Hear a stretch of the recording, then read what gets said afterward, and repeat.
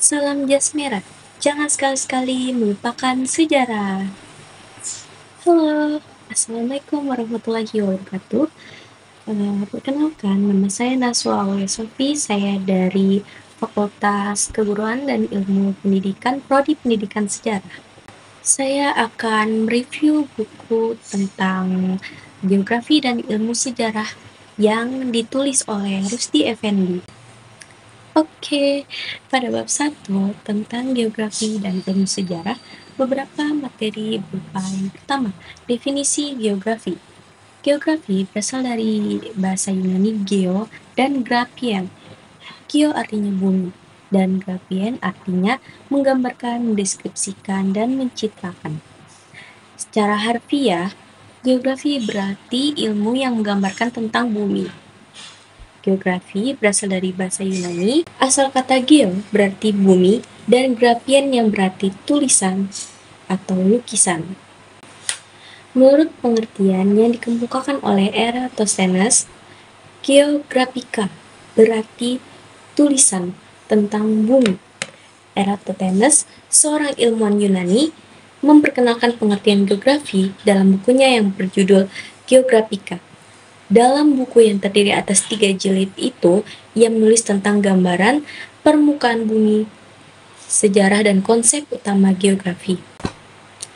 Eratosthenes berpendapat bahwa bumi itu berbentuk bulat.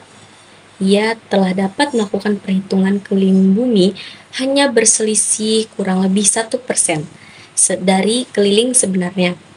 Keliling bumi sebenarnya adalah 24.875 mil, sedangkan hasil perhitungan Eratosthenes adalah 24.650 mil, sesuai perkiraannya saat itu.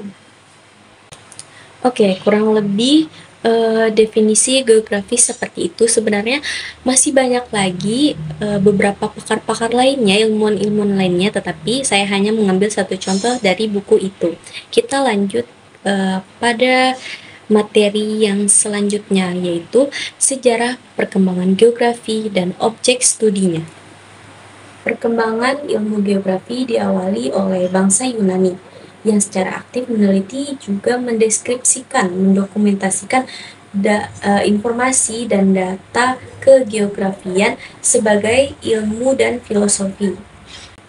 Pemikir pada awal perkembangan geografi atau termasuk tokoh-tokoh yang termasuk dalam kategori geografi klasik adalah Anaximandros, seorang Yunani yang pada tahun 550 sebelum Masehi membuat peta bumi. Ia beranggapan bahwa bumi berbentuk silinder.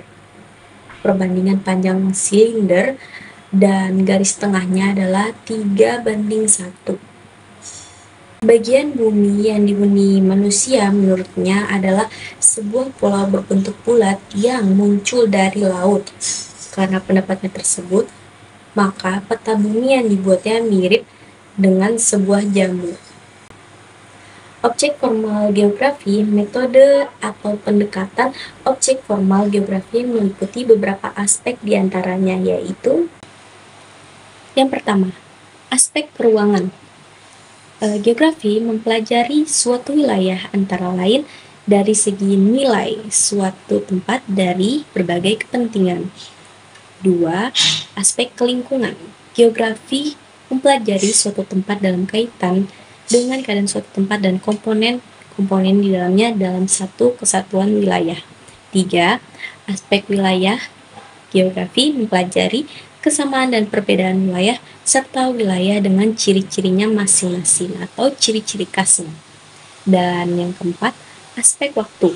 Geografi mempelajari perkembangan wilayah berdasarkan periode-periode waktu atau perkembangan dan perubahan dari waktu ke waktu. Ruang lingkup ilmu geografi secara umum meliputi semua gejala geosfer, baik gejala alam maupun gejala sosial, serta interaksi antara manusia dengan lingkungan.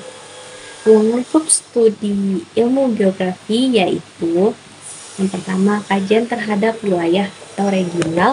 Yang kedua, interaksi antara manusia dengan lingkungan fisik. Yang Ketiga, persebaran dan kaitan antara penduduk manusia dengan aspek-aspek keruangan dan usaha manusia memanfaatkannya. Sejarah dalam Kamus Umum Bahasa Indonesia, Purwodarminta 1952 mengandung 3 pengertian. Yang pertama yaitu kesusastraan lama, silsilah dan asal-usul. Yang kedua, kejadian dan peristiwa yang benar-benar terjadi di masa lampau.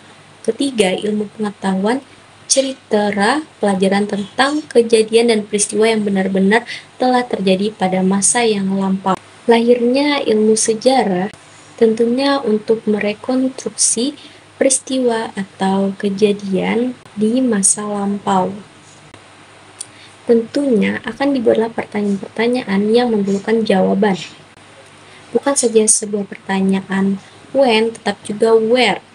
Bahkan dalam ilmu pengetahuan apapun untuk dipelajari harus ditambahkan dengan pertanyaan-pertanyaan seperti who, why, dan how.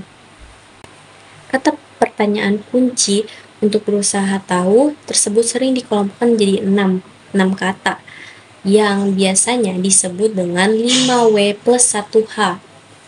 Oke teman-teman, sekian review buku dari saya. Kurang lebihnya saya mohon maaf dan sampai ketemu lagi. Wassalamualaikum warahmatullahi wabarakatuh.